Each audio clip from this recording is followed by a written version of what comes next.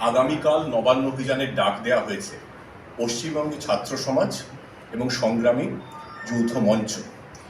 এই দুটি সংগঠনের কোনোটি আমাদের কাছে এই প্রোগ্রামের জন্য প্রয়োজনীয় অনুমতি চায়নি, তথ্যও দেয়নি।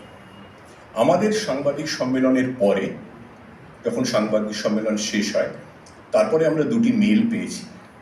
একটি মেল এসেছে পশ্চিমবঙ্গ ছাত্র সমাজের তরফে, যেখানেও অনুমতি চাওয়া হয়নি, জাস্ট জানানো হয়েছে যে এই প্রোগ্রামটি তারা করতে চলেছেন।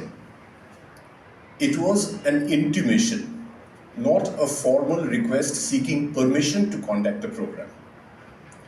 এবং এই যে ইন্টিমেশনটি দিয়েছেন, তাতেও ওরা প্রয়োজনীয় তথ্য দেননি, যে তথ্যগুলি মাননীয় হাইকোর্টের, কলকাতা হাইকোর্টের নির্দেশিকা অনুযায়ী পুলিশকে জানানো প্রয়োজন, যাতে সুষ্ঠুভাবে কোনো প্রোগ্রাম সংগঠিত হতে পারে। পশ্চিমবঙ্গের ছাত্র সমাজের এই শর্তগুলি যেহেতু পালন করেননি, অনুমতিও চাননি, একটা ইন্টিমেশন দিয়েছেন এবং সেই ইন্টিমেশনেও প্রয়োজনীয় তথ্য নেই, তাই তাদের কালকের প্রোগ্রামের অনুমতি পুলিশ দিচ্ছে না, সেটা বাতিল করা হয়েছে।